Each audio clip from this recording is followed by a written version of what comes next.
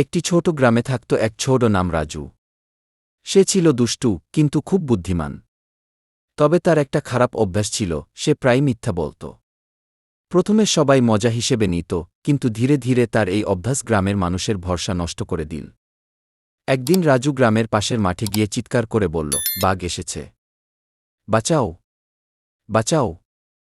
গ্রামের লোকজন দৌড়ে এল, হাতে লাঠি দা, সবাই প্রস্তুত। কিন্তু এসে দেখল কোথাও কোনো বাঘ নেই। রাজু হেসে বলল, ভালো লাগলো, সবাই কত ভয় পেয়েছিলে। লোকজন রাগ করলেও ভাবল ছেলেটা ছোট, হয়তো বুঝে যাবে। কিন্তু রাজু থামল না। আবার কয়েকদিন পর একই কাণ্ড। আবার চিৎকার, আবার সবাই দৌড়ে এলো, আবার ধোঁকা। এইবার সবাই বলল, আর না, ওর কথা কেউ বিশ্বাস করবে না। একদিন সত্যিই বনের দিক থেকে একটা বাঘ গ্রামে ঢুকে পড়ল। রাজু তখন মাঠে ছিল। বাঘ তার গরুর পেছনে ছুটছে। রাজু প্রাণপণে চিৎকার করতে লাগল, বাঘ এসেছে, সত্যি বলছি, বাঁচাও। কিন্তু কেউ এল না, কেউ বিশ্বাস করল না।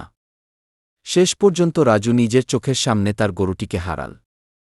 সে প্রাণে বেঁচে ফিরলেও বুঝে গেল, মিথ্যা বলে সে সবার বিশ্বাস হারিয়েছে। মিথ্যা বারবার বললে সত্য কথাও কেউ বিশ্বাস করে না। বিশ্বাস একবার হারালে তা ফেরানো খুব কঠিন। চাও যদি